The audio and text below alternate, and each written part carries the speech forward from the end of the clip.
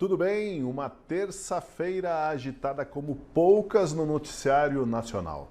Começa agora a última análise da Gazeta do Povo. Olha, hoje o presidente Lula chamou Eduardo Bolsonaro de terrorista, o humorista Léo Lins foi condenado a 8 anos de prisão por fazer piadas preconceituosas e a deputada Carla Zambelli abandonou o país, se declarando mais uma exilada política. Para se somar a tudo isso, o ministro Alexandre de Moraes liberou os vídeos dos depoimentos das testemunhas de defesa do presidente Bolsonaro no processo contra os supostos atos golpistas. Vamos juntos, que a pauta está quente hoje. Para conversar sobre tudo isso, comentar esses temas, temos aqui no estúdio a Anne Dias. Salve, Anne, como você está? Tudo bem? Boa noite, Tosi, Kilter, Marcília, é um prazer estar com vocês aqui de novo. Guilherme Kilter, tudo certo? Tudo certo, Tosi. Boa noite para você, para a Anne, para o Marcília e para toda a nossa audiência. Olá, Marcília. A pauta é extensa hoje, a gente vai fazer tudo meio corridinho aqui, mas vai valer a pena, vai ser uma maratona, Marcília. Bem-vindo. Está aquecido? Vamos, tô aquecido, tô sempre aquecido. Tô aqui em um baita de um frio horrível em São Paulo, mas aquecido. Boa noite a você, toda Anne, Kilter, toda a audiência. Pois então, o ministro Alexandre de Moraes liberou os vídeos dos depoimentos das testemunhas de defesa no processo contra o presidente Jair Bolsonaro. Apesar de boa parte dos conteúdos já terem sido noticiados, é diferente quando a gente assiste em vídeo os embates nas salas dos tribunais. Pois vamos abrir o nosso programa com uma espécie de pot-pourri desses depoimentos, começando com o do ex-deputado federal e ex-ministro Aldo Rebelo. Nesse primeiro trecho, Rebelo tem um atrito com Alexandre de Moraes que o ameaça de prisão. Acompanhe.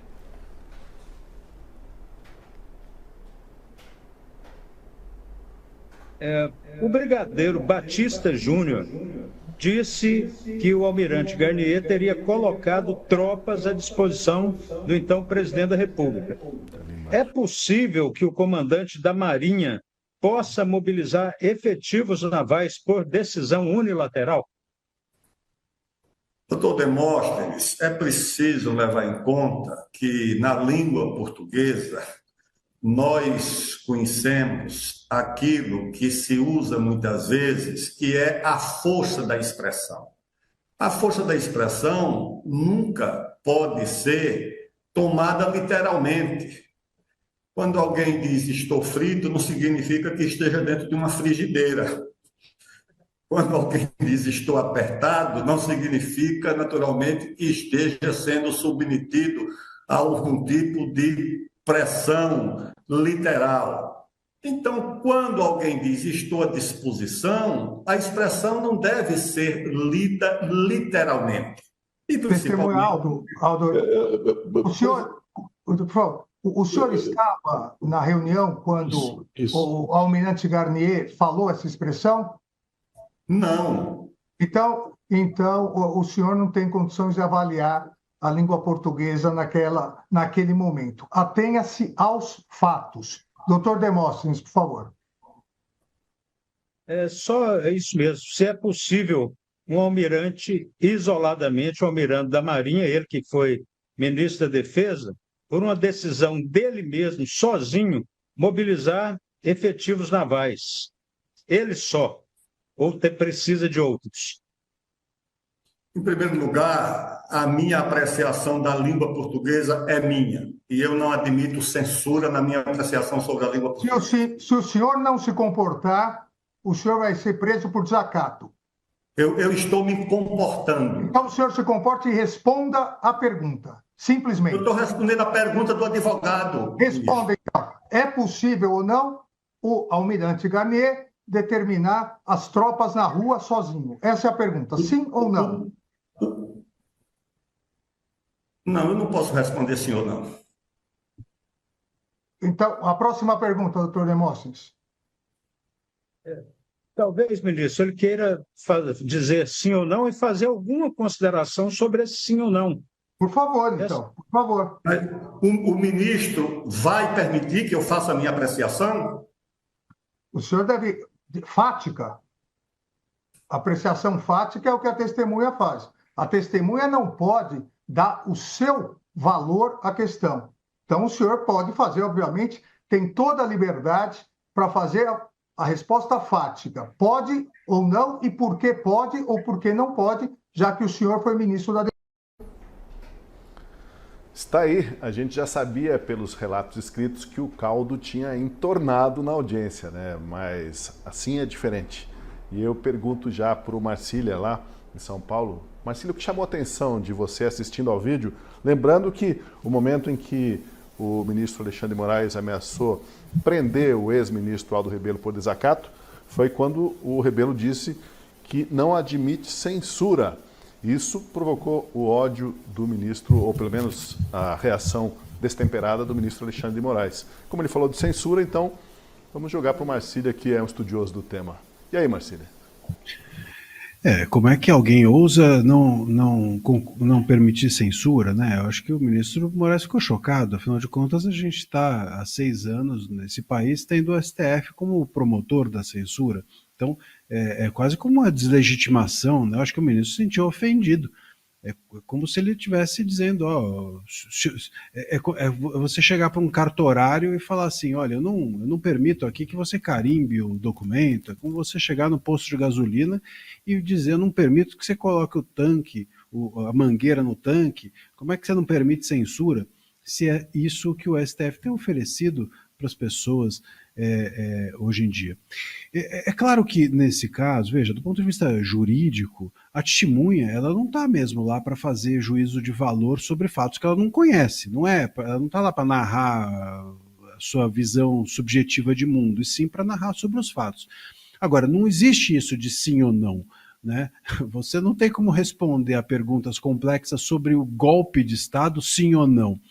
O ponto e o que chama a atenção é que o ministro Moraes, ele ouve muito bem tudo aquilo que vai em direção ao que ele quer ouvir, e muito mal tudo aquilo que vai em direção ao que ele não quer ouvir, ou a fatos que desmentem a narrativa da PGR. Então, nós temos claramente no ministro Moraes um torcedor. Ele tem, isso é óbvio, né? Ele está emocionalmente, para não dizer que ele tem interesse na causa, ele no mínimo está emocionalmente envolvido nisso, mais do que a PGR. A gente percebe, até o Gonê nesse vídeo, é interessante que o Gonê, ele chega uma hora, ele vai falar, o Moraes fala na frente dele, e aí o Gonê fala, é isso mesmo, quer dizer, o Moraes está fazendo o trabalho do Gonê, e melhor que o Gonê. Então, daí você percebe como há um envolvimento total do ministro Moraes. E isso é que é o errado dessa história toda, ou talvez o mais errado, fora a falta de educação do ministro. O que chamou a atenção de vocês, Anne e Kilter, desse primeiro trecho aí, agora em vídeo e em cores, né? A gente tinha ouvido falar, mas assistindo assim, a impressão é diferente, né, Anne? Dá para sentir o calor do ambiente. Sim, eu acho que é importante a gente deixar claro também que o Aldo Rebelo, ele era o ministro do governo Lula, ou seja, ele em tese não, ele se considera mais de esquerda, ele vem aí de uma militância da esquerda realmente, e agora a gente vê alguém que foi ministro do Lula também passando por esse processo, quando ele foi convocado para ser uma testemunha do processo, ele não faz parte. E aí o ministro, como a gente viu, atropela a resposta dele para fazer uma provocação dura e depois ameaça a ser preso, alguém que é só uma testemunha, alguém que foi ministro do Estado, foi presidente da Câmara dos Deputados também. Enfim, é surreal realmente a gente ver agora, isso que a gente já tinha lido, né, porque a imprensa não foi divulgada na época, a divulgar esses vídeos, agora só que autorizaram. Mas isso só confirma que o STF está todo alinhado nessa narrativa e querem colocar pressão em quem tiver na frente, nesse caso, um ex-ministro do governo Lula. E eu achei interessante também que a gente teve o privilégio de entrevistar o Aldo Rebelo aqui no estúdio, no Café com Gazeta, logo depois desse dia, e ele comentou, inclusive, sobre esse tema que a gente vai discutir agora, sobre a separação de poderes, né? Como o Brasil está vivendo um mundo em que ali a gente vê o Gonê junto com o Alexandre de Moraes, ambos pressionando uma testemunha para colher uma resposta que não existe, como bem disse Marcília, não existe sim ou não. Então mostra aí o vínculo realmente entre o governo federal, o STF, dessa vez registrado em vídeo, para pressionar uma testemunha a responder o que o Moraes acha que é melhor para o processo. Surreal, realmente, mais um capítulo dessa aberração que a gente tem visto. Alguém ali percebeu em que ponto teria ocorrido o suposto desacato? Fica difícil dizer, né? Aí a gente tem que... Esse é uma formiguinha ali no pensamento da cabeça do Alexandre de Moraes. Eu ver como é que é o nome daquele filme lá que tem os sentimentos do pessoal na cabeça, enfim, entrar na cabeça dele e perceber. Mas algumas coisas me chamam divertidamente. Tem que ver os divertidamentos lá do Alexandre de Moraes, como funciona. Me parece que são todos os vermelhinhos da raiva, não tem nenhum da alegria ou qualquer outro. Mas a gente é legal destacar isso que o Marcília comentou sobre os fatos, né? Quais são os fatos que o Alexandre de Moraes quer ouvir? Os fatos que interessam a ele. Quando o Aldo começa a falar outros fatos que discordam da narrativa do Alexandre de Moraes, ele imediatamente interrompe. E aí é bem legal, né? Porque daí ele ameaça o Aldo falando que vai prendê-lo por desacato. Em seguida o Aldo pergunta, tá, mas eu vou poder responder a pergunta ou vou ser censurado? Daí o Alexandre de Moraes fala, não, você tem toda a liberdade. Ou seja, uma hora ele fala que vai prender o Aldo por desacato, outra hora fala que ele tem total liberdade. Então, para que lei, né? Para que a gente se basear aí nos fatos, na realidade, basta a vontade do Alexandre de Moraes. Uma hora ele quer prender, outra hora ele quer soltar, dá liberdade, e aí fica nessa subjetividade. Parece que o Marcília detectou exatamente o ponto do desacato ali, Marcília. A frase, a palavra. Não, desacato não há, né? Não há nenhum desacato. O desacato é da cabeça dessa formiguinha. Eu não sei se quantas formiguinhas tem lá, mas enfim, só ela pode saber. Agora, eu lembrei só de uma rápida anedota, o que o Ter estava falando, e a forma do Moraes proceder é mais ou menos como a dessa piada que eu vou contar. Que é o seguinte, o cara chega na empresa dele e fala assim, ó, aqui na minha empresa todo mundo tem liberdade para falar o que bem entender, mesmo que isso custe o emprego de vocês. Então é esse tipo de liberdade que o Moraes entrega, né? Aqui todo mundo tem liberdade, mesmo que você seja preso em razão do que falou. Que ótimo, bela liberdade. Pois é, vamos ouvir mais um trecho da oitiva do depoimento do ex-ministro e ex-deputado Aldo Rebelo. Nesse ponto, é o Procurador-Geral da República, o Paulo Gonet, quem o interpela. Acompanhe. O senhor mencionou as dificuldades da Marinha para atuar em todo o território nacional, pelo menos aquele mais afastado do litoral. Foi por isso que o Exército, não aderindo ao golpe, a Marinha desistiu? O senhor está dizendo que a Marinha tinha um plano de um golpe? Não, eu estou perguntando se eu posso dizer que foi, na sua opinião... Acho que não pode não, senhor. O senhor não tem prova para isso? Eu estou perguntando... Doutor Paulo, pergunta objetivamente, a testemunha... Por favor, responda objetivamente. Qual a pergunta objetiva, doutor Paulo, por favor? A pergunta é essa. Se sem o Exército, a Marinha poderia romper com a normalidade institucional, já que o senhor mencionou que a Marinha tem dificuldade de atuar, não tem a capilaridade própria do Exército? O senhor pode repetir a pergunta, por favor? Posso.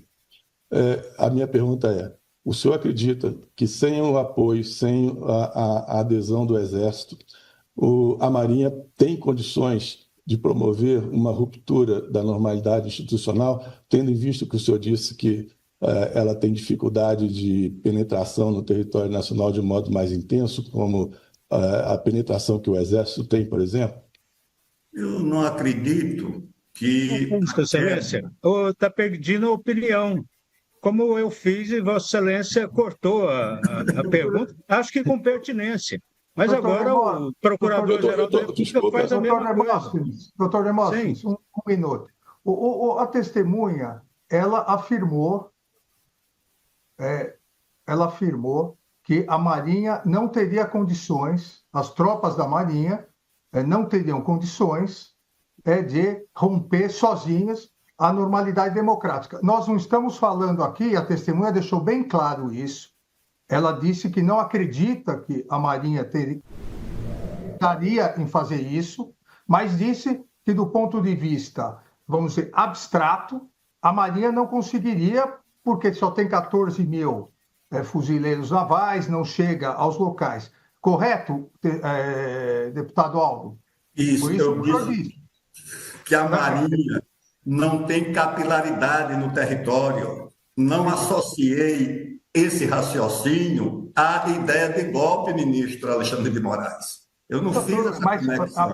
Exatamente. A pergunta do Procurador-Geral não é se a Marinha quis dar um golpe, é se como a Marinha não tem capilaridade, se o senhor então, concluiu que ela não teria condição, ou o senhor não concluiu isso também? Não, essa conclusão é do procurador-geral, não é minha. Mas, tá bem. Então, ótimo. Então,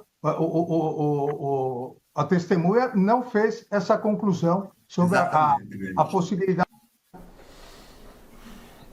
Está aí, o procurador disse repetidas vezes, né? Qual a sua opinião? O senhor acredita nisso? O senhor acredita naquilo? Uma pergunta opinativa, logo depois de o ministro Alexandre de Moraes ter repreendido o Aldo Rebelo por ele dar supostamente opinião na pergunta anterior, né? Como que vocês reagem? Vamos fazer um react aqui a esse trecho aí, Kilter. Não, são muitos rostos, né? A gente fica vendo as reações de cada um, é interessante. Primeiro que eu achei o Aldo muito corajoso, né? Dando risada na cara do Alexandre de Moraes, assim. Eu não sei se é pela idade ou porque ele é um aliado histórico do governo Lula, tá acostumado a não ter problema com o STF, nada, mas tá lá. E aí ele tem essa postura, mas o que muito me impressionou foi essa articulação, esse malabarismo, esse vai e volta da PGR e do Alexandre de Moraes para falar que a Marinha queria dar um golpe. Eles queriam que o Aldo falasse isso de alguma forma, de um jeito ou de outro, que eles pudessem tirar essa conclusão. Quando a gente fala que a gente volta lá no depoimento do Mauro Cid, o Alexandre de Moraes falando da família dele, o Mauro Cid falando para a imprensa que eles queriam uma versão específica, não a versão dele. Parece muito isso de fato que a gente está vendo aqui. Eles querem a versão deles, eles não querem os fatos, eles não querem saber o que o Aldo Rebelo sabe ali, Rebelo sabe isso de fato sobre a Marinha ou não. Eles querem que ele fale que a Marinha queria dar um golpe. Então isso fica escancarado, já não há mais pudor algum, já não há mais teor algum aos fatos, eles só colocam uma narrativa e jogam para cima esperando que alguém chute pro gol para confirmar essa narrativa. Perfeito. O que eu achei também é que o Paulo Gonet precisa urgentemente de um curso de oratória, porque ele não consegue ter incisividade, ele não consegue fazer uma pergunta direta para a testemunha, tanto é que ele pediu para repetir, ele gaguejava, não sei se estava nervoso, mas eu acho que a conclusão é essa mesmo. Eles estão pressionando para buscar qualquer coisa que diga que teve um golpe. Então ele fala, a Marinha não teve capilaridade. Aí o Alexandre de Moraes, então você está dizendo que não teve capilaridade e por isso não deu um golpe? Ele fala, não foi o que eu disse, só estou dizendo que a Marinha não teve capilaridade. Então não duvido também que isso saia no relatório, o Moraes vai colocar lá que, enfim, de acordo com essa resposta, ele diz que não tem capilaridade, mas que aderiu o golpe, algo assim, porque não era nem parte da pergunta. E o Aldo Rebelo, ele tem sido um grande crítico do STF, ele tem falado nas redes sociais dele, em entrevista, todos esses absurdos. Isso tudo que a gente discute aqui é o que o ministro fala também, como o STF se passou para construir uma narrativa falsa de golpe de Estado. É surreal, realmente. E eu fico curiosa para saber as próximas, né? Que semana que vem foram arrolados todos os principais nomes do núcleo crucial. Então tem Alexandre Ramagem, tem Jair Bolsonaro, tem o Braga Neto. Quero ver também como serão essas audiências, que eu acho que vai ser ainda mais tenso que essa do Aldo Rebelo. Eu queria até ouvir o Marcília sobre isso. A Anne mencionou a oratória do Gonet.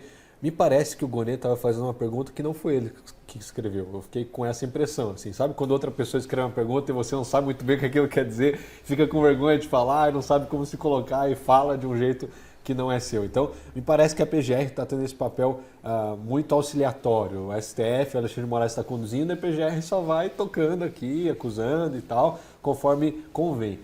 Mas é uma impressão, né? Eu não sei de nada. Marcília, suas impressões. A impressão que dá, de fato, veja, eu não sei se a PGR é que está auxiliando ou se está prejudicando a acusação do Moraes, né? Mas, com certeza, a acusação é do Moraes. Lembra, quem não se lembra do famoso videozinho que o Moraes gravou durante o julgamento do recebimento da denúncia, né? Como ele se comportou de uma forma a ficar fazendo do discurso, um discurso de palanque ali, basicamente, durante o julgamento todo. O ministro Moraes, ele tem um tom acusatório durante todo esse processo.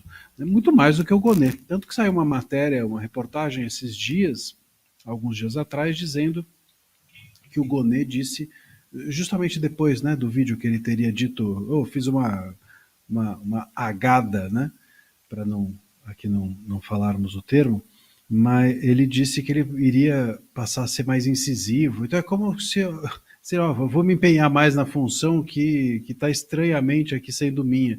porque a acusação tem sido realmente do ministro Moraes. A gente pouco ouve falar do Gonei, muito ouve falar do Moraes. Nesse vídeo do Rebelo, o anterior, inclusive o primeiro que a gente assistiu, eu até mencionei isso, e é muito curioso. É um tique que passou um pouco despercebido, ou passa despercebido, mas é isso, o Gonei, ele vai dizer que o Rebelo está dando uma opinião, e ele vai falar e o Moraes já atravessa e fala, e aí tem uma fala do Gonei que diz assim, é isso, como se estivesse ali aliviado do Moraes ter feito a função dele. Então isso talvez mostre que ele precisa mais do que um curso de oratória, talvez um curso de direito. E tem um ponto que eu acho interessante também nessa história, e aí a gente precisa fazer essa relativização, ali todos, de uma forma geral, todos estão um pouco desconfortáveis. Se você quer uma audiência bem feita, faça com o juiz de primeira instância, faça com um promotor de primeira instância e faça com um advogado júnior do escritório, ou no mínimo um advogado pleno. Quando vai o dono do escritório fazer audiência, como no caso aí, enfim, que estão os donos do escritório fazendo, quando vai o ministro do STF, quando vai o PGR, a audiência não sai da melhor forma possível. Por quê? Porque são pessoas que não estão acostumadas a fazer audiência. Você pega um juiz de primeira instância, um promotor de primeira instância, um advogado de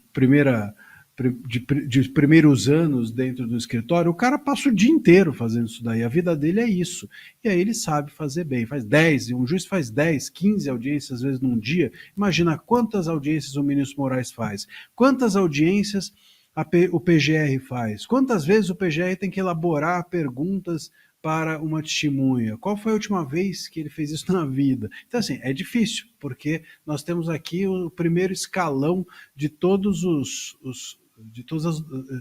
essas esferas, né? Tanto dos escritórios, quanto da promotoria, quanto do judiciário, e aí eles não têm traquejo. Isso também tem que ser levado em consideração. Eles não têm traquejo para fazer audiência, não sabem muito bem tocar aquilo adiante. O Marcília tocou num ponto interessante ali, né? Se você estivesse procurando no telão ali, entre as várias cabecinhas, onde estava o Paulo Gonê, volta e meia, aquele sinal verde que fica marcando o quadradinho, né? Ia para ele, porque ele estava emitindo ruídos. Sim, isso mesmo, sim, né? Com todo respeito, mas ele estava, volta e meia, fazendo barulhos, ruídos, meneando com a cabeça, só para confirmar o que o Alexandre de Moraes falava, né? Então, volta e meia, o quadradinho ia para ele, mas era para isso, não era uma fala, uma intervenção. Eram sons, ruídos de aprovação e de concordância. Bom, dentre os depoimentos em vídeo, o ambiente também ficou tenso, esquentou na oitiva do ex-comandante do Exército, Freire Gomes. O Alexandre de Moraes quis saber como os comandantes teriam reagido às supostas sugestões de Bolsonaro de baixar um decreto de garantia de lei e de ordem, a tal minuta do golpe, visto por Moraes como com essa intenção golpista. Bom, o ministro se irritou com o que seria uma mentira do general. Confira. Eu acredito que o senhor esteja se referindo, pelo que eu entendo, nesta conversa que nós tivemos com o presidente, em que eu expus a ele a importância dele avaliar todas as condicionantes, inclusive o dia seguinte de uma tomada de decisão que fosse, e eu estava focado na minha, vamos dizer assim, lealdade de ser franco ao presidente do que nós pensávamos. O brigadeiro Batista Júnior também falou, eu não recordo exatamente, ele foi contrário a qualquer coisa naquele momento, e como fui muito enfático no que eu falei, que eu me lembre, o que o ministro da Defesa fez foi ficar calado, e o almirante Garnier tomou uma postura dele, eu acho que ele também foi surpreendido por aquilo tudo ali, não me lembro dele ter dito que ele apenas demonstrou, vamos dizer assim, o respeito ao comandante em chefe das Forças Armadas e que não tinha opinião efetiva naquele momento. Não interpretei como qualquer tipo de conluio, o senhor me desculpe. Doutor Paulo, por favor, eu queria advertir a testemunha novamente dos termos do artigo 342. A testemunha, ela não pode omitir o que sabe. Então, eu vou aqui dar uma chance à testemunha de falar a verdade. Se mentiu na polícia, tem que dizer que mentiu na polícia. Agora, não pode, agora, perante o Supremo Tribunal Federal, falar que não lembra, que talvez que eu estava focado somente no que eu pensava. A testemunha é general do Exército, é uma pessoa que foi comandante do Exército, consequentemente está preparado para lidar sobre tensão, tanto no interrogatório da polícia, no depoimento, quanto aqui. Então, eu solicito que, antes de responder, pense bem, porque Vossa Senhoria disse expressamente na polícia que o depoente e o brigadeiro Batista Júnior afirmaram de forma contundente suas posições contrárias ao conteúdo exposto, que não teria suporte jurídico para tomar qualquer atitude, que acredita que, pelo que se recorda, que o almirante Garnier teria se colocado à disposição do presidente da República. Fecha aspas.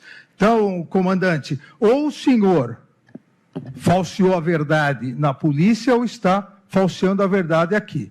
Então, eu gostaria, novamente, de advertir do artigo 342 e retorno a palavra ao Procurador-Geral da... Bom, houve ali uma digressão, mas no outro trecho, já em seguida, que a gente vai ver agora, ao responder o procurador Paulo Gonet, o Freire Gomes rebateu a alegação de Moraes de que ele teria mentido. Data vênia, eu gostaria de fazer uma correção aqui, que com 50 anos de Exército eu jamais mentiria. O que eu quis relatar aqui foi que eu relatei agora, que eu e o brigadeiro Batista Júnior nos colocamos contrários ao assunto e que eu estava focado no que eu falei, que eu não me recordo efetivamente da posição do ministro da Defesa, e que o almirante Garnier ele tomou essa postura de ficar com o presidente. Apenas a diferença, ministro Alexandre, é que eu não posso inferir o que ele quis dizer com estar com o presidente. Por isso que eu quis dizer. Agora, eu não omiti o dado, eu sei plenamente o que eu falei, e afirmo. Ele disse que estava com o presidente, agora a intenção do que ele quis dizer com isso não me cabe. É isso que eu queria que o senhor entendesse. Agradeço. Está aí. O ministro foi enfático ao dizer que o general estava mentindo, depois ele disse que explicou-se ali e termina o ministro falando, agradeço. Como assim? Como assim, né? Não vai ter tréplica? A mentira acabou ali no agradecimento? Não. Eu confesso que ficou confuso isso, né? É estranho, né? Parece que quando alguém se posiciona firmemente contra o que o Alexandre de Moraes está querendo colocar, ele dá uma espécie de recuada. Então, o caso do Aldo foi isso, ele falou, não, eu não estou falando isso, aí ele volta, reformula a pergunta, agora também ele se posiciona, falando, não, eu falei isso, ele, não, obrigado. Então, eu acho que o que falta para enfrentar o Alexandre de Moraes é isso, é posicionamento.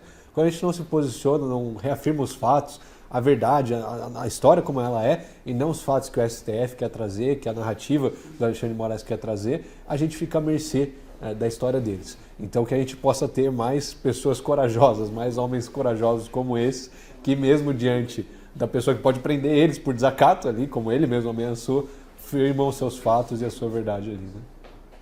Perfeito. E nesse caso a gente vê de novo, né, o Alexandre de Moraes usando sua autoridade para intimidar uma testemunha. Ele deu o relato, falou, não, o Garnier não quis dar o golpe, não foi o que ele disse.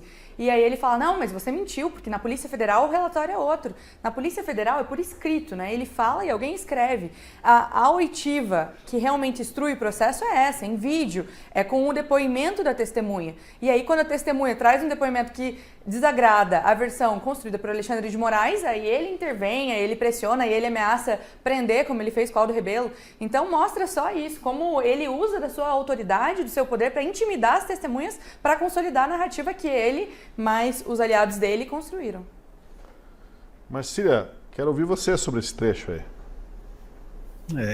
E um ponto que eu acho relevante é assim, o juiz ele tem o direito, para não dizer que tem o dever, de alertar as testemunhas a respeito de quando elas saem dos trilhos ou quando elas entram por até para você ordenar a audiência, né? Não dá para a audiência ser infinita, se cada um for falar o que quer numa audiência, mas quanto juiz, que nem juiz de futebol, a gente fala que árbitro, né, de futebol, quanto menos ele interfere no jogo, melhor ele é. E a mesma coisa serve para juiz de direito. Quanto menos interfere, melhor ele é. Quanto mais ele interfere, mais mostra que está inseguro ou que está interessado no julgamento ir para um outro lado. O juiz bom é aquele que deixa a testemunha falar o que quer, que deixa o advogado fazer o seu trabalho, que não enche o saco de ninguém. Mas tem um monte de juízes, isso não é só no STF não, tem um monte, é o que mais tem, juiz que quer participar. Uma vez até, meu pai, que é advogado, conta essa história, ele estava num julgamento e estava quase chegando a um acordo com uma parte contrária, e o juiz veio e falou, vocês estão fazendo aí um acordo e sem me envolver, eu tenho que ser envolvido no acordo.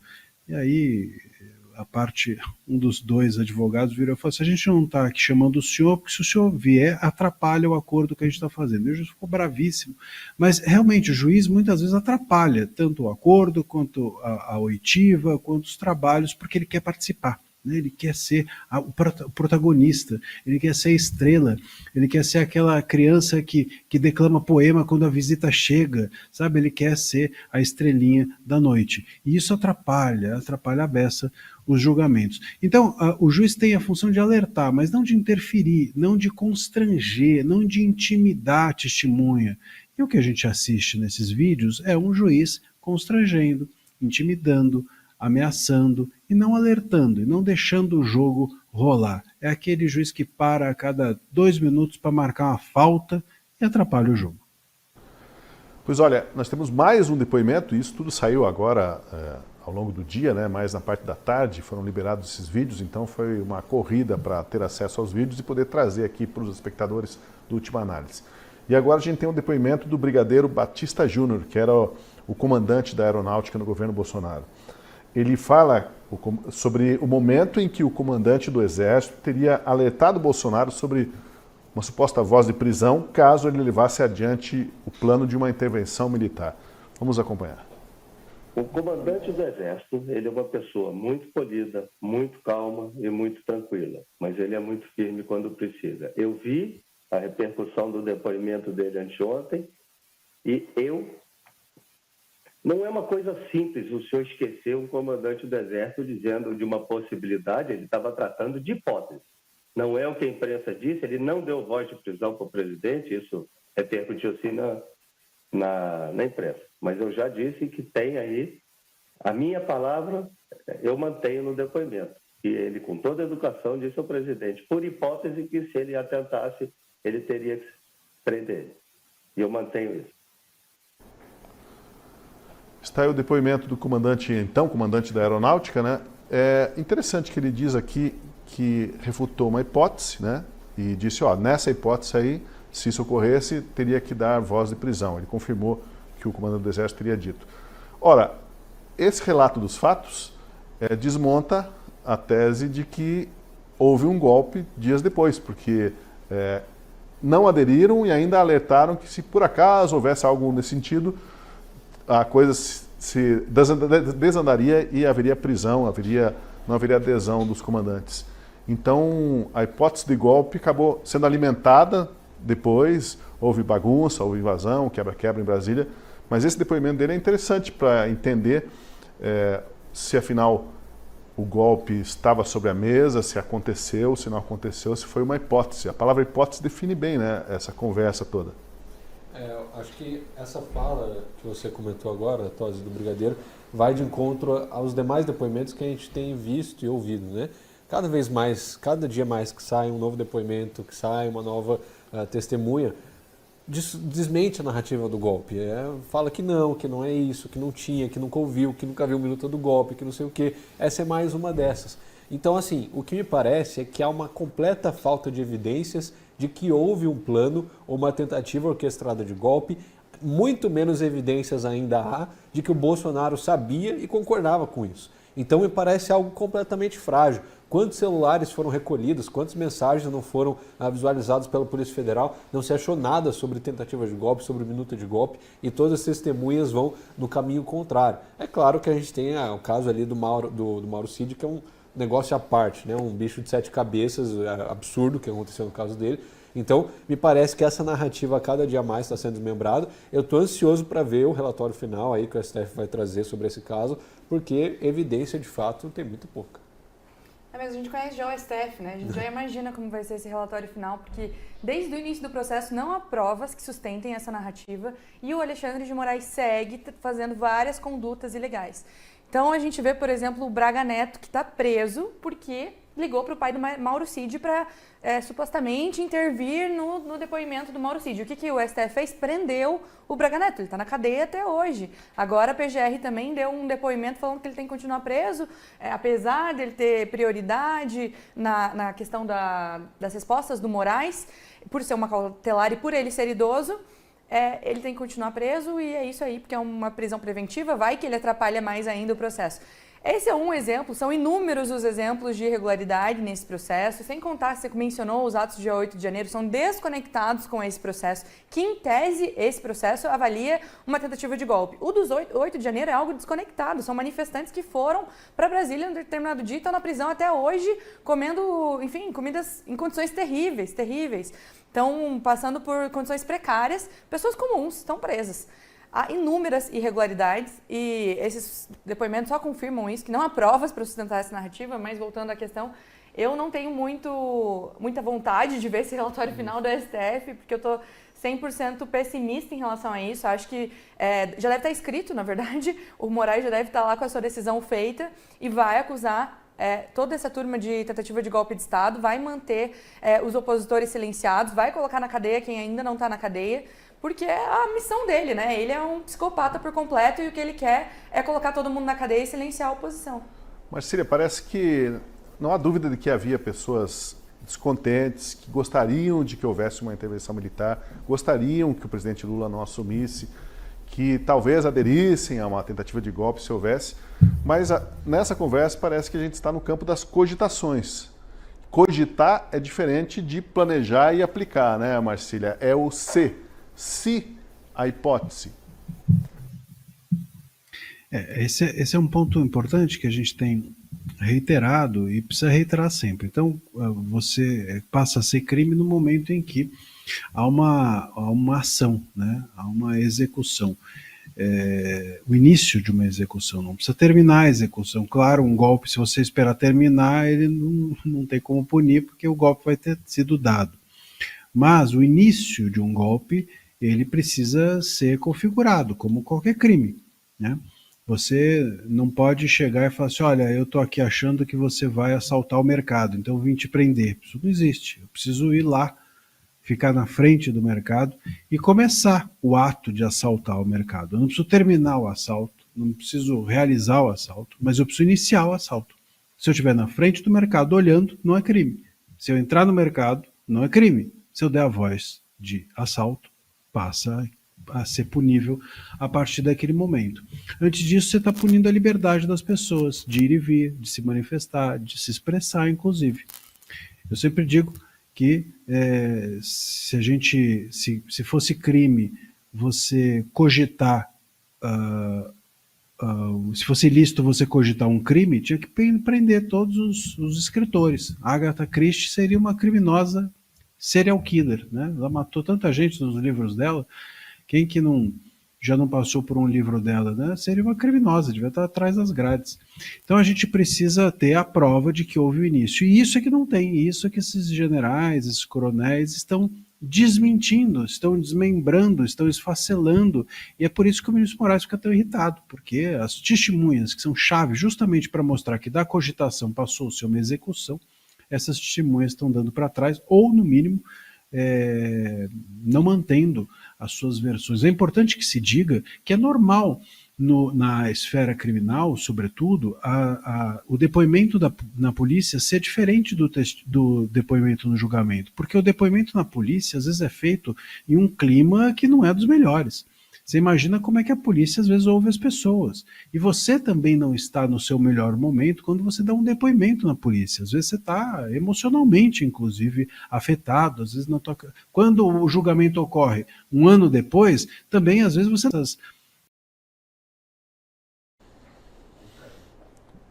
Vamos ver se retornamos com Marcília. Cida, e perdemos você, e daí pode repetir o teu pensamento? É natural? O que era natural? É natural que caia, às vezes, a internet, mas as pessoas, elas entendem isso, né? E tá tudo certo. Mas também é natural que você tenha versões conflitantes e não cabe ao juiz escolher qual é a melhor versão ou forçar a pessoa a manter uma delas, sobretudo a mais conveniente ao juiz. O que o juiz faz quando há versões conflitantes é dispensar a testemunha e a PGR, ou o promotor é que trabalhe melhor para arranjar outra. A gente ouviu alguns dos depoimentos, trechos dos depoimentos, em que dá para ver que estava se torcendo ali as testemunhas para ver que se conseguiam arrancar coisas delas para comprometer o Bolsonaro, né? Para sair desse campo das hipóteses para a prática. Mas a prática a gente sabe que não houve tanques nas ruas, então é complicado essa tipificação de golpe que se quer discutir. Bom, sobre esse tema você acompanha a cobertura completa na Gazeta do Povo, e agora a gente vai girar o nosso noticiário aqui, porque hoje foi um dia, uma terça-feira bastante agitada, né? A condenação do humorista Léo Lins a 8 anos de cadeia por ter feito piadas preconceituosas foi um dos temas do dia. Eu quero saber se alguém entra nessa esfera para falar dessa nova realidade. Humorista correndo risco de parar na cadeia porque o humorista ele ultrapassa os limites, né? Sim. E também temos o caso do autoexílio da deputada federal Carla Zambelli, que por sinal tinha sido condenada a 10 anos de prisão por suposta ação de hackear os computadores do Conselho Nacional de Justiça. Vamos começar com humor, né? Anne, começo contigo aí. Espanta o humorista pegar 8 anos de cadeia por piadas preconceituosas? As piadas dele, se você já ouviu, quem não ouviu, não sei até que ponto que ofendem tanto assim, mas piadas são próprias de violar, de quebrar as regras, né? De até às vezes ofender. Você vê com alguma estranheza essa condenação? Então, primeiro de tudo, quando ele estava sendo perseguido, já começou uma onda de levantar Léo Lins como o grande herói, o defensor da liberdade de expressão, como ele é uma pessoa incrível. E eu, pessoalmente, discordo. Eu acho terrível as piadas que ele faz, de extremo mau gosto. Acho, sim, que ele desrespeita muita gente. Ele passa do limite longe, assim. Mas isso não é critério. A minha opinião sobre humor, ou a opinião de um ministro, de um juiz, não deveria ser critério nenhum. Jamais um humorista ele tem que ser condenado, julgado, muito menos preso por conta de um gosto ruim de humor ou porque ele ofende determinadas pessoas. Então, é isso que eu acho que precisa ficar claro no Brasil. Tá tudo bem você discordar, criticar, não participar do show dele, ir nas redes sociais criticar ele, dar um follow, tudo esse tipo de coisa faz parte da sociedade. E eu defendo isso, porque eu acho que ele não é piadas saudáveis. São piadas extremamente desrespeitosas, com crianças, enfim, com religião. Então eu não admiro o Léo Lins, não acho que ele é um grande humorista, mas eu acho um absurdo ele ser condenado, não deveria nem receber nenhuma ação, porque ele tem esse tipo de posicionamento. Ele tem um posicionamento, ele tem um público, ele vende as ideias dele e tá tudo bem. Quem consome, assiste, quem gosta, aplaude ele. Ele não deve ir preso. Numa democracia não existe isso, colocar alguém numa cadeia porque não gostou de uma piada que ele fez. Isso é surreal, isso é mais um resquício, né, do que a gente tem vivido no Brasil em relação à liberdade de expressão e à censura. É censurar, pior que censurar, é colocar na cadeia alguém que você discorda. Aí é muito fácil, né, você defender a liberdade de expressão quando você defende só aqueles que concordam com você. Defender um humorista que faz umas piadas que você acha engraçado. Agora, para defender a liberdade de expressão mesmo, você tem que defender alguém que você acha um absurdo o que essa pessoa esteja falando, mas mesmo assim ela tem que ter o direito de falar o que ela pensa. Agora, deixa eu ouvir o Marcília a respeito, antes de ir para o Kilter. Marcília, fico imaginando, se fosse alguns anos atrás, aí num churrasco, aí, quantos piadistas que não iam acabar pegando alguma condenação aí, né? Hoje, esse pessoal aí que brinca de uma maneira mais violando, avançando os limites, está mais contido, né, pela situação do país, até por uma nova realidade de tolerância, de entender que você precisa ter um nível de civilização mais elevado. Mas ia ter muita gente presa anos atrás aí por causa de piada em churrasco, né, Marcília? Eu acho que está acontecendo, né? Está acontecendo de muita gente ser presa por piada em churrasco ou fora de churrasco. Aliás, essa lei, a tal lei anti-piada, ela foi A ideia dela é justamente essa, de punir o racismo ou a discriminação, vamos dizer assim, recreativa. O que seria a discriminação recreativa? É justamente isso, o bullying, ou no churrasco você vai lá e faz uma brincadeira com a mulher ou com o negro, enfim, e assim por diante. Isso seria o alvo, né, dessa punição, dessa lei antipiada, que também foi usada aqui no caso Léo Lins. O problema todo, né, é o seguinte, a gente, eu não sei se nós todos conseguimos perceber um fato que aqui é decisivo, que assim, piada é ficção. Então, quando alguém fala de uma mulher numa piada, a mulher não existe, é um personagem, ficção. Se todos nós aqui estivermos concordando com isso, ótimo, já é um bom ponto de partida. Se é ficção, aquela mulher não existe, certo? É um personagem. Né? Do mesmo jeito que a gente estava falando aqui que cogitar não é crime, você inventar um personagem também não é crime. Então, se você entra numa vibe, vamos dizer assim, de acreditar que você tem que punir as personagens de uma piada, porque as personagens foram racistas ou misóginas, ou seja o que for, a gente tem que então acabar com a ficção, com a arte. Não dá mais para... Por exemplo, eu tenho um livro aqui em casa, do Jô Soares, que é um livro em que existe um serial killer que mata gorda. Chama As Esganadas o livro. Tem um livro, podem procurar, o livro do Jô Soares. Podem procurar, inclusive, quem é Jô Soares, porque essa nova geração também não sabe nem quem é Jô Soares. Mas tem um livro dele chamado... Era um serial killer que só matava gorda. Bom, então, o Jô Soares, o livro dele tem que ser punido, ele tem que ser preso, porque, afinal de contas, é um livro discriminatório. Né? É um livro que prega a morte de pessoas que fazem parte de uma minoria. Bom, você não pode fazer isso. Qual a diferença de dentro de uma piada você ser racista, misógino, ou dentro de um livro você ser um serial killer? Então você está no teatro ali, por exemplo, e está passando uma peça de um assassinato, bom, chama a polícia. Imediatamente leva a pessoa encarcerada. Se existe dentro de um filme, né, uma pessoa que tem uma fala, um discurso racista, não é o personagem, então é o filme não pode ser racista. A gente cria aqui a impossibilidade de nós termos ficção. Se não importa se é a realidade ou não, se não importa se é na ficção ou não, então não dá para punir todo mundo. E o Léo Lins está sendo punido aqui por isso, exatamente por isso, com base na lei de discriminação, nas duas leis que nós temos de discriminação, mais essa lei antipiada aqui de 2023 para agravar o crime dele, dizendo que houve uma discriminação recreativa. E discriminação recreativa não tem nada a ver com um show de humor. Né? Então, se humor é ficção, se ficção é arte, e se arte não é realidade, a gente não pode dizer que ele merece punição. Até porque a nossa legislação pune a intenção. É bom que se diga. Se você se sentiu ofendido ou não, para a nossa legislação, se quiserem mudem tudo, mas até agora é isso. Para a nossa legislação, o que é relevante é se você teve a intenção de ofender. E uma piada, uma obra de arte, um filme, uma peça de teatro, não tem a intenção de ofender, ele tem a intenção de se expressar. Você pode indiretamente ofender como efeito da piada. Mas eu posso também estar aqui dando a minha opinião e, como efeito da minha opinião, ofender.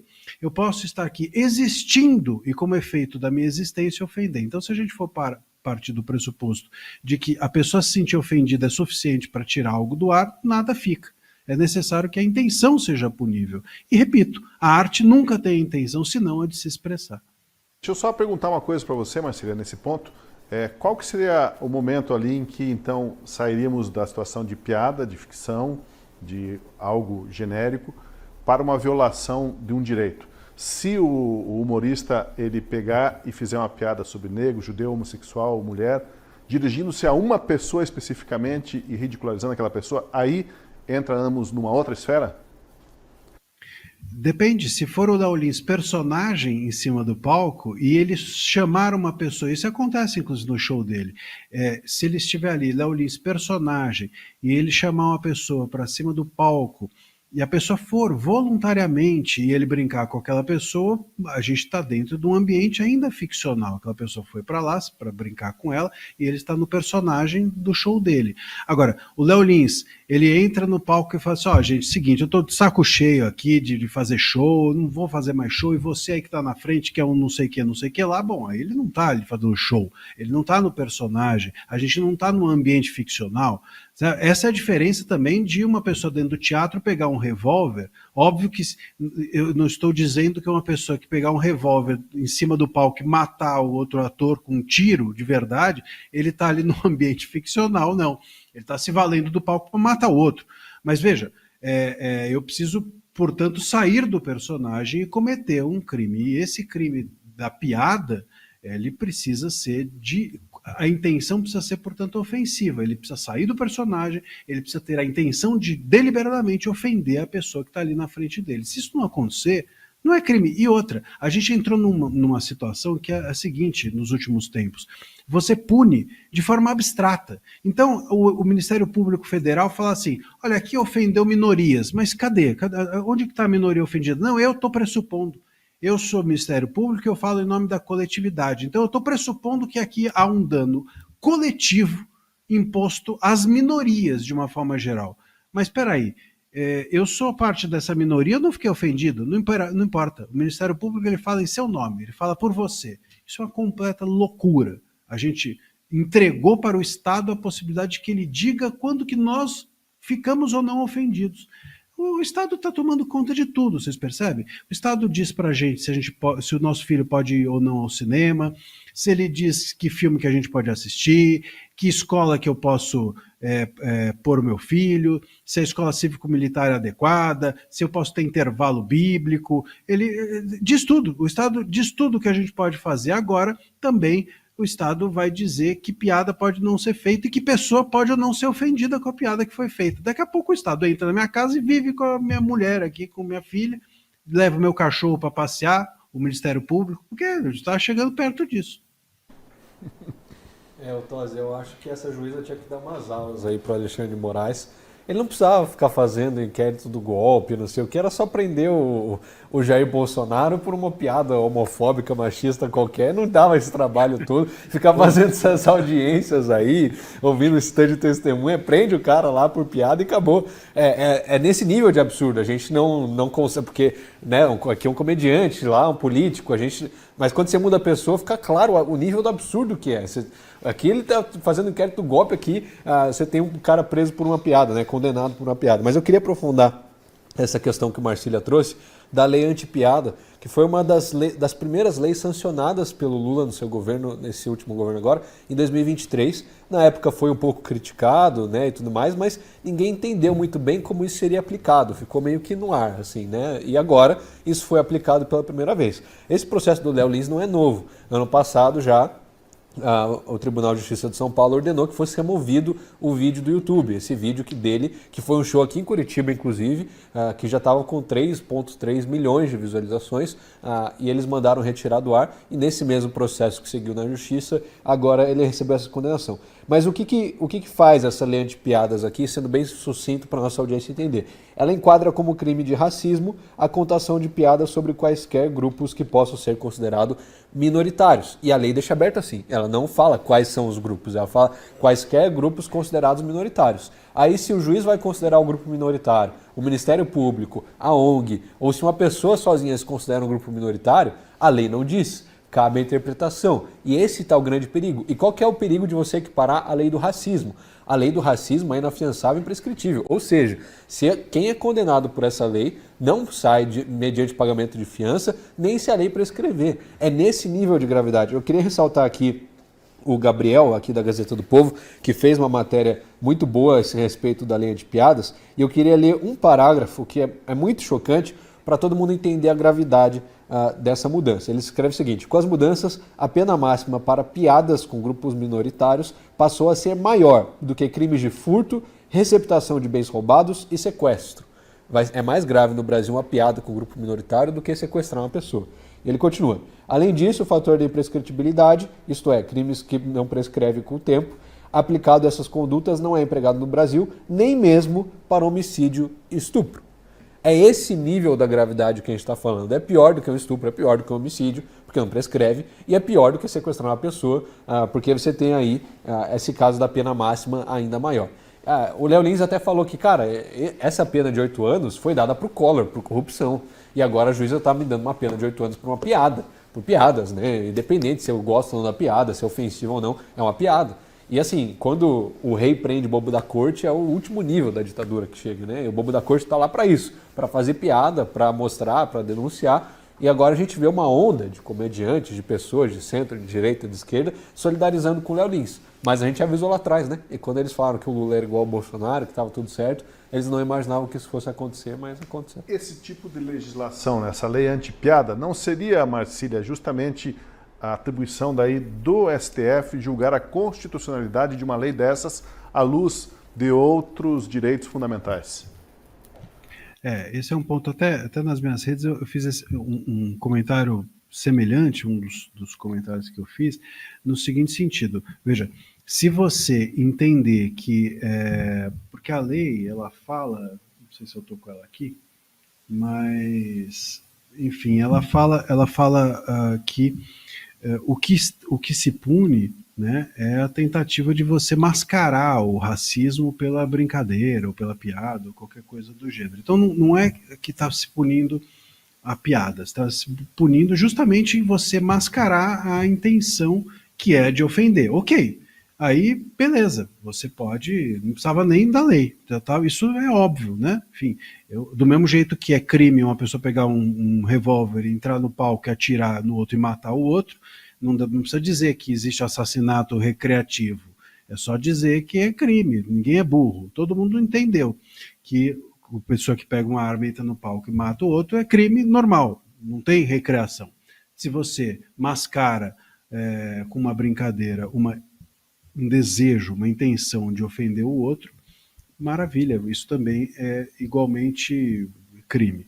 O ponto é que se o entendimento do judiciário, e dessa juíza, e de uma forma geral, for o de que não se pode fazer piada, que a piada a piada misógina ela é crime, então aí aí é inconstitucional. Então aí essa lei é inconstitucional e precisa ser urgentemente discutida e levada ao STF para o STF não fazer nada, mas precisa ser levada. Né? Por quê? Porque senão você tem a piada não podendo ser misógina, mas o filme podendo. Se você faz um filme misógino, não pode. Se você faz uma peça e no meio da peça tem um ato de racismo, a peça não vai ser proibida ou vai. Se você escreve um livro, como eu mencionei, o Jô Soares e o serial killer mata a gorda, eu acho que o livro do Jô Soares não foi recolhido. Então, quer dizer, como é que faz? Então a piada aí ela está sendo tratada de uma forma diferente que as outras formas de arte. Ou a gente vai dizer que piada não é arte? Bom, então aí é complicado. Se piada não é arte, a gente precisa aqui repensar toda a nossa tradição, que a arte grega, Aristófanes, o pai da comédia, é um cara importante na história. Outro dia eu estava falando que o humor é muito importante, que Aristófanes era o pai da comédia, e um cara, deve ser um idiota, veio para mim e falou assim, você e esse Aristófanes são fascistas. Eu cara nem sabia quem era, imagina, Aristófanes, fascista, o cara um grego da Grécia Antiga. Então, assim, é muita burrice envolvida nisso. Mas, se você entender que não pode piada, mas pode filme, é inconstitucional. Você está criando uma restrição indevida a uma liberdade de expressão artística que está na nossa Constituição, que é um direito fundamental. Mas, Marcília, tem filme que é proibido também. Por exemplo, da Brasil Paralelo, Quem Matou Jair, esse não pode. Então tem filme também que já não pode mesmo. E esse não é piada, né? É, bem sério. Mas sabe o que o Marcília deveria ter dito para esse camarada aí que reclamou do Aristófanes? Devia falar para ele, Marcília, mas esse Aristófanes que está dizendo morreu. Aí ele ia falar assim, desculpa, não sabia que meus pêsames. Ele falou como se fosse uma dupla, assim, você esse Aristófanes, como se fosse meu colega aqui de bate-papo. Assim. Bom, vamos... antes da gente falar de um outro tema do dia aí, que foram algumas declarações do presidente Lula, eu ainda queria saber algum comentário de vocês, repercutir o autoexílio da Carla Zambelli, né? Por que Carla Zambelli saiu do país? Ela cometeu algum ilícito, isso ficou comprovado, não ficou, mas a pena foi exacerbada. Como é que vocês interpretam a saída dela? E agora mais um deputado, né, no exterior, alegando perseguição política. Mas, Anne, vamos lá. Eu acho surreal isso que está acontecendo. Assim, a gente vê a Carla Zambelli vinda com toda aquela força, né? Foi, salvo engano, a segunda deputada mais votada, não sei exatamente a ordem, mas teve muito voto, tinha muita liderança na direita. Aconteceu aquele caso um pouquinho antes da eleição em que ela acabou se afundando depois, e agora a gente vê ela abrindo mão do mandato parlamentar, indo para o exterior, porque vai ficar 10 anos na prisão. A gente também teve a oportunidade de entrevistar ela aqui no Café com Gazeta recentemente, assim que saiu a sentença condenando ela em 10 anos de prisão, e ela estava assim, desnorteada. Ela estava falando sobre coisas terríveis, de o que ela tem pensado, sobre a depressão dela, sobre como seria ficar na cadeia. Então agora a gente vê a resposta dela, né, depois de ter recebido a sentença, de ir para a Itália. Ela está em Espanha? Parece que o destino final é a Itália, mas não se sabe ainda exatamente onde ela está. Ela, enfim, tem o passaporte italiano, né? Também foi um dos fatores que fez ela ir para a Itália. Eu assisti uma entrevista dela hoje na CNN, em que ela fala que ela está indo para fazer um tratamento de saúde também, que não tem a ver com a depressão dela, é outro problema de saúde que ela tem, uma doença. Enfim, até o pessoal da CNN pressionou bastante ela, assim, para ela falar, não, mas você acha que você não está descumprindo a lei, a democracia no Brasil? Ela fala, não, muito pelo contrário, a democracia e a lei no Brasil estão servindo para perseguir opositores. Eu sou uma opositora do governo e estou sendo perseguida. É claro que é um caso diferente dos outros que a gente vem discutindo. Ela tem aquela relação com o hacker, o suposto ataque hacker contra a CNJ, mas a gente está falando de 10 anos de cadeia, como disse o Kilter. Corruptos ficam menos no Brasil, traficantes ficam menos no Brasil, exilados vêm de fora do Brasil corruptos para viverem aqui. E aí uma parlamentar é condenada a 10 anos de cadeia por supostamente liderar esse ataque hacker. Assim, é surreal, e eu posso dizer que o impacto que está na carreira da Carla Zambelli, assim, eu fiquei chocada nessa entrevista, fiquei impactada de ver como isso mexeu com a vida dela de um jeito assim, absurdo, que ela cogitava coisas terríveis aqui ao vivo, durante a entrevista, de como estava pesado esse clima para ela, por isso que ela decidiu sair do Brasil. Então eu acho que ela está certa realmente em sair do Brasil, porque se ela ficar, ela vai ter o fim parecido com tantos que a gente tem visto e acompanhado. Assim, acho terrível realmente. A gente está falando de 2 dos maiores deputados federais do Brasil, o Eduardo Bolsonaro e a Carla, saindo do Brasil porque estão sofrendo perseguição política ou porque podem acabar atrás das grades. Acho terrível realmente. Pois é, e ambos coincidentemente de São Paulo, né? Parece que está se esvaziando o campo eleitoral para os deputados de São Paulo. Mas esse caso da Carla eu vejo também absurdos aí na forma como foi conduzido o processo, né? A primeira velocidade, a PGR pediu investigação Polícia Federal em fevereiro desse ano e agora, começo de junho, ela já é condenada a 10 anos em uma velocidade impressionante. Já está foragida do Brasil, né? Essa decisão dela de fugir, se é certo ou não sei, espero que dê certo, que ela não sofra penas maiores aí, que vamos ver o que dizem os órgãos internacionais, isso talvez seja interessante, né? Aí, necessariamente, a gente vai precisar de uma opinião da Interpol, de órgãos internacionais sobre esse caso, vai obrigar aí essas entidades a se manifestarem, talvez percebam algum excesso também. Mas essa condenação de 10 anos de novo. Collor condenado a 8, responde em liberdade, está na mansão dele lá, beleza, e a Carla 10 anos, perda de mandato, 2 milhões de reais, é tipo assim, uma diferença de pesos enormes. Eu acho que o erro da Carla Zambelli é não ter o sobrenome Janones, porque aí ela poderia ter feito um acordo ali com a PGR, não tinha sido caçada, não tinha sido presa, estava tudo bem, né? Mesmo que fosse rachadinha, mesmo que fosse corrupção, estava tudo certo, estava tudo em ordem, estava lá na Câmara, não teria problema nenhum.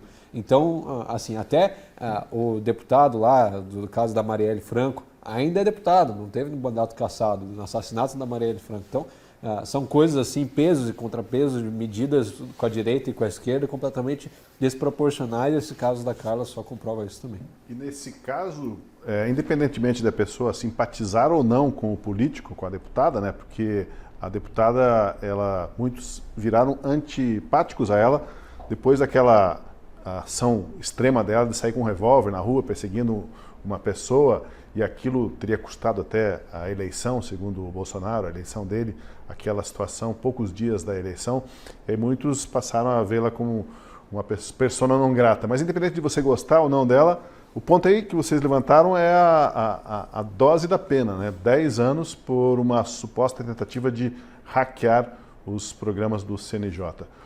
Marcília, como que você vê o caso da Carla Zambelli?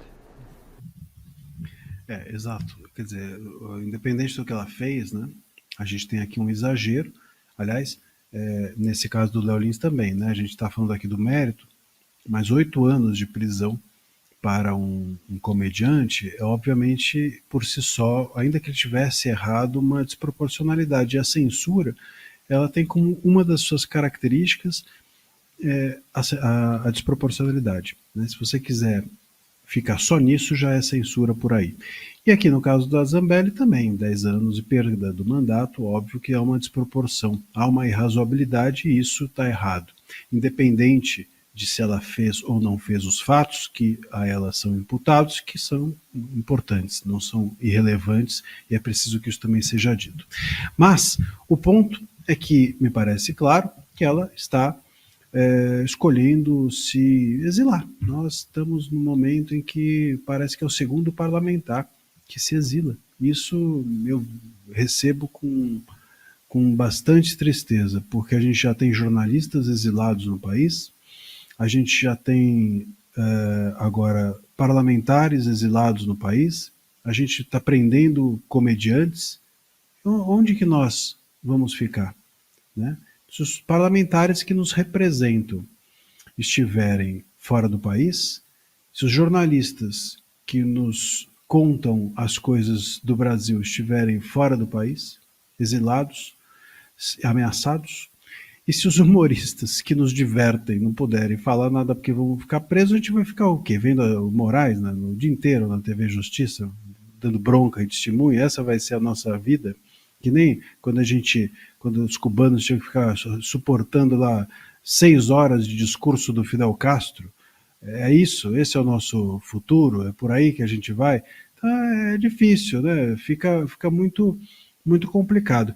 E tem um segundo ponto, que assim, está todo mundo falando da prisão, eu até postei nas minhas redes, a prisão da Carla Zambelli. Veja, tem um ponto aqui, o artigo 53 da nossa Constituição é claro, no parágrafo 2º, que prisão de parlamentar depende do parlamento aprovar. Lembra-se do caso do Daniel Silveira? Quem prendeu o Daniel Silveira foi o Congresso. Foi o Congresso. Porque o Congresso aprovou, chancelou, referendou a prisão dele determinada pelo STF. Então aqui o Congresso também teria a possibilidade de evitar a prisão da Zambelli. Então ela ter ido embora do país não só mostra que o país está perigoso, como que ela não acredita no próprio Congresso, e isso é também muito grave. Quer dizer, o Congresso não tem força suficiente para segurar que um parlamentar não seja preso. E vamos nos lembrar que a Zambelli recebeu essa decisão logo depois, coincidência, será? Mas logo depois que ela se pré-candidatou ao Senado, que está sendo dito aí por todo mundo como a menina dos olhos do governo e do STF para que esse Senado não seja bolsonarista, e ela claramente seria uma senadora bolsonarista. Então, enfim, esses fatos todos me deixam estarrecido, vamos dizer.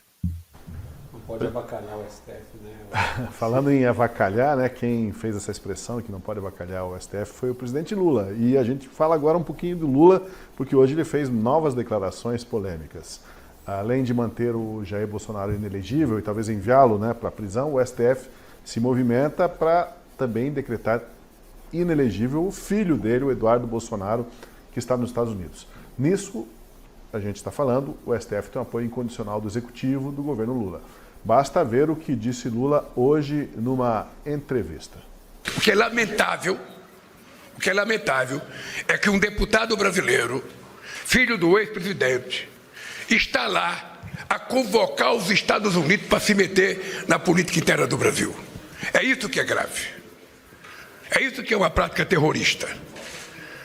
É isso que é uma prática antipatriótica. Um cidadão que é deputado renuncia ao seu mandato, pede licença ao seu mandato para ir ficar tentando lamber as botas do Trump e de assessor do Trump pedindo intervenção na política brasileira. Pois olha, o Lula chamou o Eduardo Bolsonaro de lambe-botas do Trump e terrorista. Qual que será que é a definição de terrorista na cabeça do presidente? Tá faltando, realmente. Essa questão do Eduardo Bolsonaro também é surreal e mostra, mais uma vez, onde a gente está vivendo. Eduardo Bolsonaro sai do Brasil em fevereiro, né? Vai para os Estados Unidos. Naquela época é tido como louco, ninguém dá bola para ele só está indo chamar atenção, ninguém se importou. A esquerda, inclusive, criticou, chamou ele de louco só. E agora, quando ele começa a colher frutos do que ele foi fazendo nos Estados Unidos, quando a gente viu a primeira manifestação do Marco Rubio falando que eventualmente poderia ter sanções morais, foi aquela primeira, foi aí que todo mundo ficou doido. Foi daí que o Lindbergh começou com um inquérito, né, contra o Eduardo Bolsonaro. Inquérito esse que ele diz o seguinte: não adianta apagar seus posts nas redes sociais, Eduardo Bolsonaro, eu tenho tudo. Ou seja, o Eduardo Bolsonaro falou o que ele ia fazer, ele falou: estou sofrendo perseguição política, estou indo conversar com autoridades. Postava nas redes sociais, conversei com fulano, conversei com ciclano. O Lindbergh pegou todos esses posts que está na rede social dele e falou: olha aqui o meu dossiê. Tipo, é um absurdo, porque tudo é público. O Eduardo Bolsonaro sempre deixou claro o que ele for fazer. E agora a gente vê o Lula nessa manifestação falando que ele não é patriota. O que o Lula tem a ver com o Eduardo Bolsonaro ser ou não patriota, deixar ou não o mandato dele? Sem contar que ele também está indo contra as orientações do Itamaraty, porque o Itamaraty falou para o Lula e deixou claro que a melhor estratégia nesse momento era não se manifestar e não se posicionar. E o Lula, quando ele está sem assessor, não tem nada na mão dele, não tem um teleprompter para ele ler, ele fala o que está na cabeça dele, que é defender o Alexandre de Moraes. E aí a gente volta aqui para o que a gente ia discutir anteriormente no programa de hoje, mas mudamos um pouco o foco por conta das pautas quentes, que é: hoje o STF é aparelhado 100% ao governo Lula. É surreal ver essa defesa do Lula. É a segunda vez que ele fala sobre isso na convenção do PSD. No domingo ele falou a mesma coisa, que ele vai defender o Alexandre de Moraes e as sanções. É surreal ele defender com tanta força um ministro quando ele só vai ficar sem o visto, não vai acontecer nada demais, ele não vai preso, não vai acontecer nada. Ele só vai ficar sem o visto e sem poder ter conta bancária nos Estados Unidos.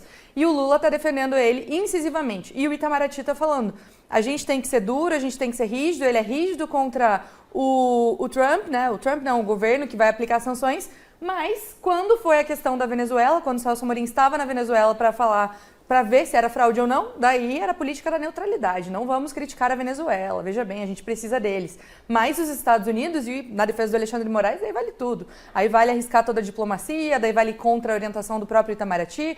Então, é surreal, realmente, o alinhamento e o aparelhamento que tem hoje STF e governo federal. E isso é um absurdo para a nossa democracia, porque sem separação de poderes não tem democracia. A gente vive hoje num país em que quem define tudo é o Supremo Tribunal Federal. E vai recorrer para quem? Não tem para quem recorrer mais. A gente vive nesse autoritarismo maluco liderado por Alexandre de Moraes, em que o Lula vai fazer de tudo para defender o Alexandre de Moraes. Nosso presidente hoje não é o Lula, é o Alexandre de Moraes.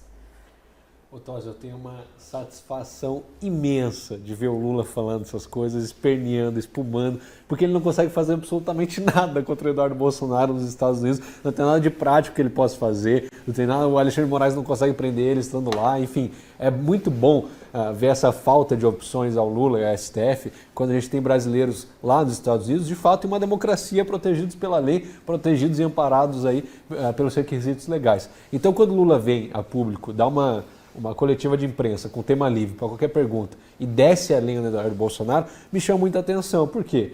Porque o governo Lula não considerou o PCC nem o Comando Vermelho como terroristas, que mata gente, que faz tráfico de drogas, que vende arma, que capta criança, etc. Não considerou o Hamas, que está lá na guerra com Israel, decapitando criança, queimando famílias, etc.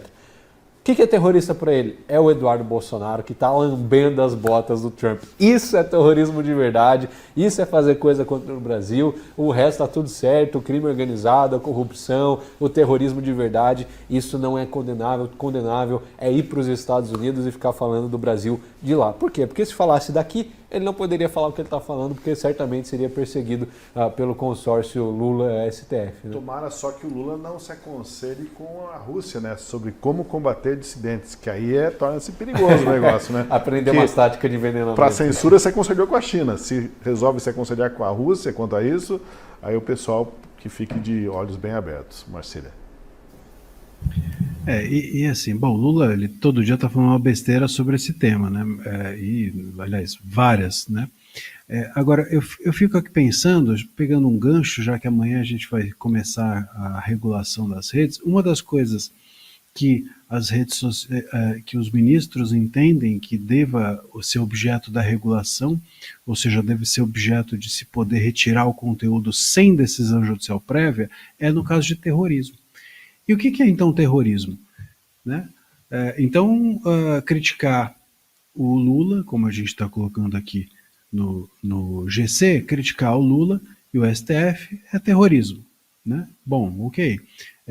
A senhorinha lá do algodão doce que estava no dia 8 é terrorista, segundo a TV, as TVs que retrataram as cenas naquele dia. A gente teve aí notícia até aqui da Gazeta do Povo, ontem, anteontem, dizendo que tem universidade aí vendendo broche do Hamas e do Hezbollah e fazendo palestra em favor, pedindo Pix em favor dessa causa. Aí não é terrorismo, aí é militância. As facções criminosas aqui do Brasil não são classificadas como grupos terroristas.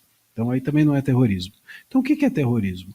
E aí você vai pegar tudo isso, olha só que maravilha que vai ser a regulação nossa. Como diz o Gilmar Mendes, vai ser um paradigma para o mundo. Olha o paradigma maravilhoso para o mundo, que é pegar esse saco de gatos, por exemplo, só desse conceito de terrorismo, entregar na mão de um robô, entregar na mão do algoritmo e falar assim, escolhe aí o que é certo, o que é errado, e se não fizer direito, a gente pune aqui você. Então, pune você não robô, né? Pune você plataforma, obviamente o dono da plataforma.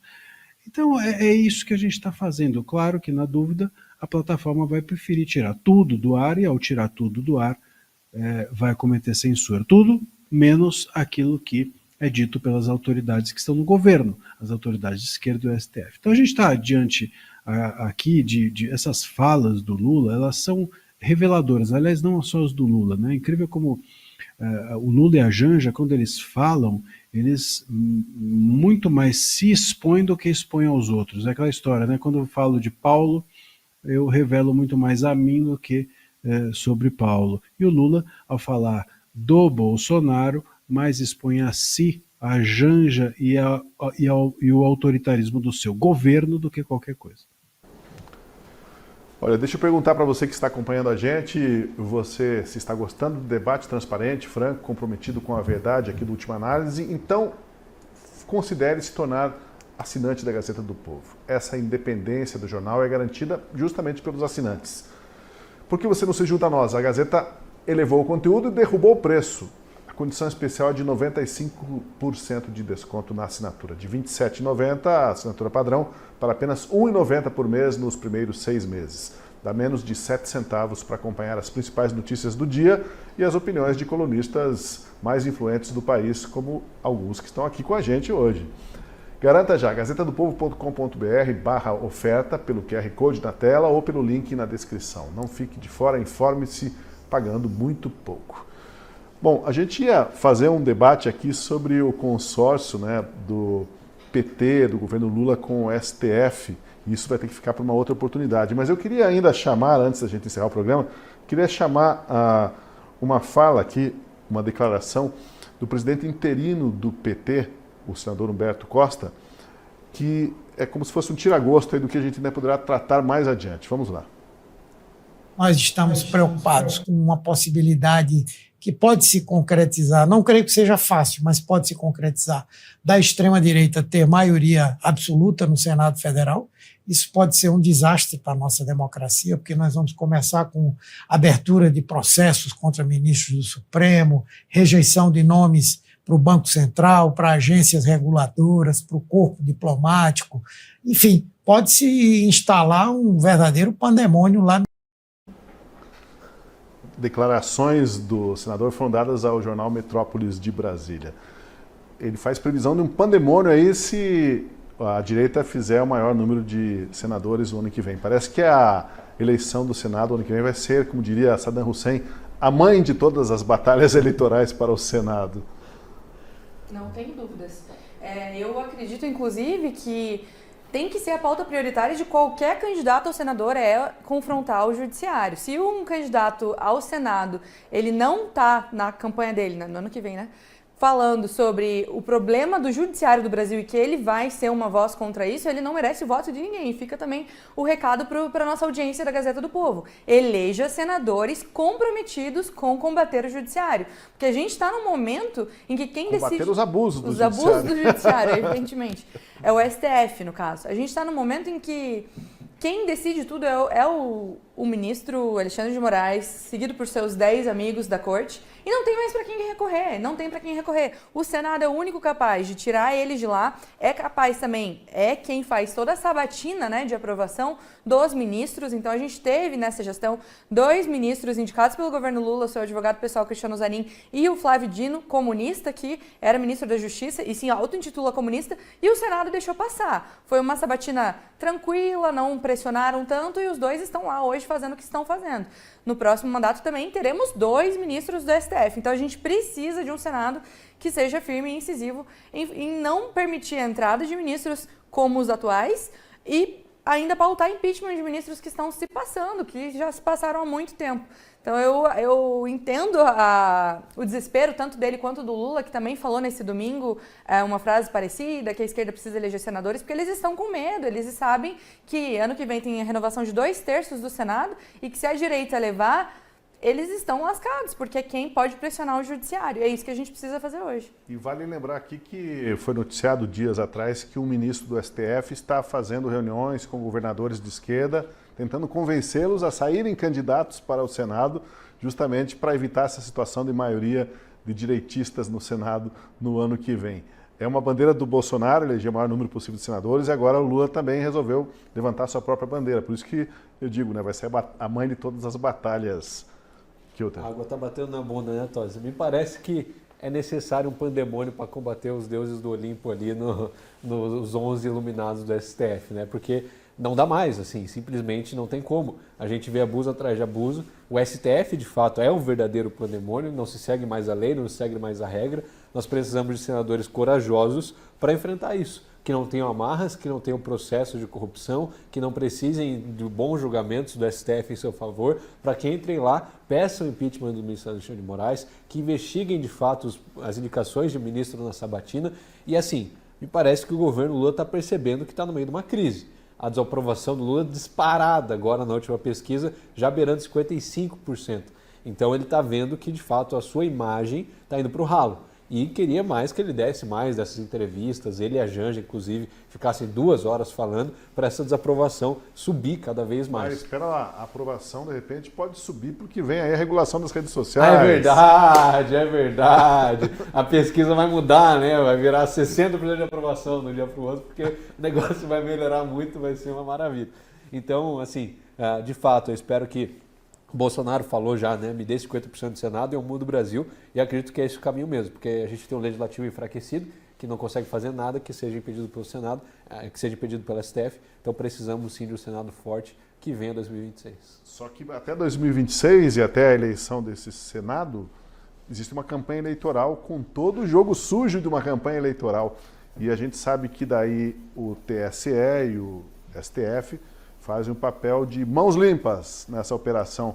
E isso preocupa, né, Marcília? Eles vão dizer de novo como que vai ser a campanha eleitoral e quem eles vão deixar falar no espaço público, na ágora da política brasileira. Pois é isso. Os votos que valem mais no Brasil hoje em dia são os dos ministros, não o do eleitor. E isso é uma completa inversão de valores que nós criamos no Brasil.